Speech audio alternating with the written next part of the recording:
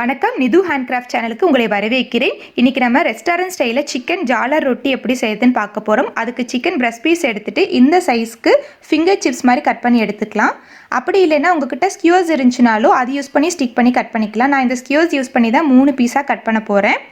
இதுக்கு கண்டிப்பாக boneless chicken தான் வேணும். நம்ம அதனால் பிரஸ்ட் பீஸ் எடுத்துருக்குறோம்.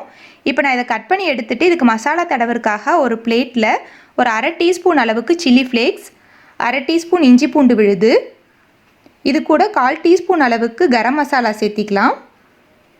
அப்புறமா 1/4 டீஸ்பூன் அளவுக்கு மஞ்சள் தூள், 1/2 டீஸ்பூன் மிளகாய் தூள், இது உங்கள் காரத்துக்கு ஏற்ப. இது கூட 1/4 டீஸ்பூன் மிளகுத்தூள், 1/4 டீஸ்பூன் ஜீரகத்தூள், அப்புறம் 1 டீஸ்பூன் எண்ணெய், 1 டீஸ்பூன் கட்டி தயிர் சேர்த்திக்கலாம். கட்டி தயிர் இல்லை அப்படின்னா நீங்கள் வடிகட்டியில் தயிரை சேர்த்து தண்ணியெல்லாம் வடிச்சிட்டிங்கன்னா கட்டியாக இருக்கும், அதை சேர்த்திக்கலாம். அப்புறம் 1 டீஸ்பூன் அளவுக்கு எலுமிச்சம்பழ சாறு. நம்ம தண்ணி எதுவுமே சேர்த்த போகிறதில்ல, இது மட்டும்தான், அதனால் சரியான அளவு எடுத்துக்கணும். இது கூட தேவையான அளவுக்கு உப்பு சேர்த்திட்டு நல்லா கலந்து விட்டுக்கலாம். கடைகளில் ஹெர்ப்ஸ் எல்லாம் சேர்த்துவாங்க, நம்ம வீட்டில் இருக்க பொருட்களை வச்சு சிம்பிளாக செய்கிறோம்.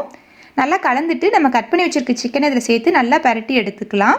கண்டிப்பாக ட்ரை பண்ணி பாருங்கள், இது கொஞ்சம் டிஃப்ரெண்ட்டாக இருக்கும். அதே மாதிரி இது வரைக்கும் நம்ம வீடியோ சப்ஸ்கிரைப் பண்ணாமல் பார்க்குறீங்கன்னா மறக்காமல் சப்ஸ்கிரைப் பண்ணிவிட்டு பக்கத்தில் இருக்க பெல் ஐக்கானையும் கிளிக் பண்ணிடுங்க. அப்போ தான் நம்மளோட வீடியோஸ் உங்களுக்கு உடனே கிடைக்கும். இப்போ இதை நல்லா மசாலா தடவி வச்சுட்டோம். இதை மூடி வச்சு ஒரு 30 நிமிஷம் அப்படியே இருக்கட்டும். 30 நிமிஷத்துக்கு அப்புறம் பாருங்கள், அது நல்லா ஊறிடுச்சு. இப்போ நம்ம இதுக்கு மாவு ரெடி பண்ணிக்கலாம். அதுக்கு ஒரு பவுலில் ஒரு முட்டையை சேர்த்திட்டு அதில் 1/2 கப் அளவுக்கு மைதா அல்லது கோதுமை மாவு எடுத்துக்கலாம். நான் மைதா மாவு தான் எடுத்திருக்கேன். கடைகளில் மைதா மாவு தான் சேர்த்துவாங்க, அதான் நல்லா டேஸ்ட் கொடுக்கும்.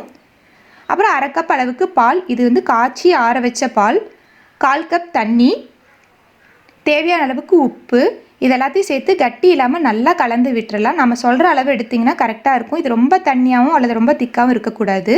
அப்புறம் இந்த மாதிரி ஒரு பிளாஸ்டிக் பாட்டில் எடுத்துகிட்டு நம்ம கலந்து வச்சுருக்க மாவை இதில் ஊற்றி எடுத்துக்கலாம். இப்போ நம்ம மாவு ஊற்றி எடுத்துட்டோம். அடுத்து இந்த பாட்டிலோட மூடி எடுத்துகிட்டு அதில் சின்ன சின்னதாக ஹோல்ஸ் போட போகிறோம். அதுக்கு இந்த மாதிரி ஷார்ப்பாக ஏதாவது கம்பி இருந்துச்சுன்னா அதை சூடு பண்ணி ஹோல் போட்டுக்கலாம். குறைஞ்சது 2 ஹோலாவது இருக்கிற மாதிரி பார்த்துக்கணும், அப்போ தான் நல்லாயிருக்கும் பார்க்குறக்கு. நம்ம ரொம்ப பெருசாகவும் ரொம்ப சின்னதாகவும் ஹோல்ஸ் போட்டுறக்கூடாது, சரியாக மீடியம் அளவில் இருக்கிற மாதிரி போட்டுக்கோங்க. இப்போ நமக்கு எல்லாமே ரெடி ஆயிடுச்சு, நம்ம செய்ய ஆரம்பிச்சிடலாம். அதுக்கு ஒரு தோசைக்கல் வச்சுட்டு, இரும்பு தோசைக்கல்லாக இருந்தால் ரொம்ப நல்லாயிருக்கும். அதில் 2 டீஸ்பூன் அளவுக்கு எண்ணெய் சேர்த்துட்டு நம்ம ஆல்ரெடி மசாலா தடவி வச்சுருக்க சிக்கனை இதில் சேர்த்து வேக விட்டு எடுத்துக்கலாம். நீங்கள் சிக்கன் வந்து ஃபிங்கர் சிப்ஸ் மாதிரி கட் பண்ணியிருந்தீங்கன்னா கூட அந்த ஸ்டிப்பையும் எல்லா பக்கம் திருப்பி போட்டு வேக விட்டு எடுத்துக்கோங்க. இப்போ எல்லா பக்கம் இது நல்லா வெந்து வந்துருச்சு. இதை எடுத்து ஒரு பிளேட்க்கு மாற்றி வச்சுக்கலாம். இப்போ அதே தோசைக்கல்லில் வந்து இன்னும் 1 டீஸ்பூன் எண்ணெய் சேர்த்துட்டு க்யூபாக கட் பண்ணி வச்சுருக்க ஒரு பெரிய வெங்காயத்தை சேர்த்திக்கலாம்.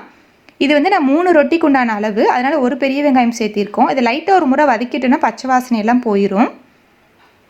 லைட்டாக வதக்கிட்டு இதில் கொஞ்சம் நீளமாக கட் பண்ண கேரட் தான் சேர்த்துனுட்டில், இதுக்கு மேலே பீட்ரூட், வெள்ளரிக்காய் இதனால சேர்த்திக்கலாம். அப்புறம் கொஞ்சம் குடமிளகாய், இது கலர் மிளகாவும் சேர்த்திக்கலாம்.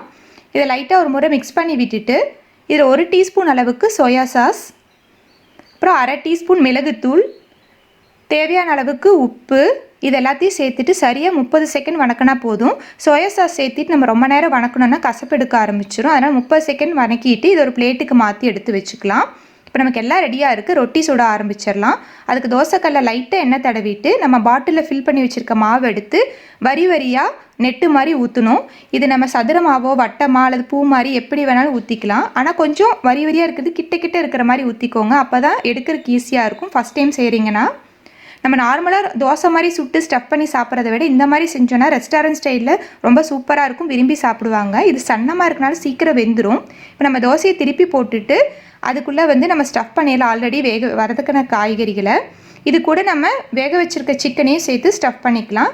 நீங்கள் ஸ்டிக்கோடு வைக்கணும்ல, ஸ்டிக் எடுத்துகிட்டு கூட வச்சுக்கலாம். சிக்கன் உங்களுக்கு எந்த அளவுக்கு வேணுமோ அந்த அளவுக்கு சேர்த்திட்டு இதை ரோல் பண்ணி பிளேட்டில் எடுத்து வச்சுட்டோன்னா சிக்கன் ஜாலர் ரொட்டி சூப்பராக ரெடி ஆயிரும். இதை கண்டிப்பாக ட்ரை பண்ணி பாருங்கள். ட்ரை பண்ணி பார்த்துட்டு உங்கள் கமெண்ட்ஸை கமெண்ட் பாக்ஸில் போஸ்ட் பண்ணுங்கள். நம்ம வீடியோ உங்களுக்கு பிடிச்சிருந்துச்சின்னா லைக் அண்ட் ஷேர் பண்ணுங்கள். மறக்காமல் சப்ஸ்கிரைப் பண்ணிடுங்க. தேங்க்யூ.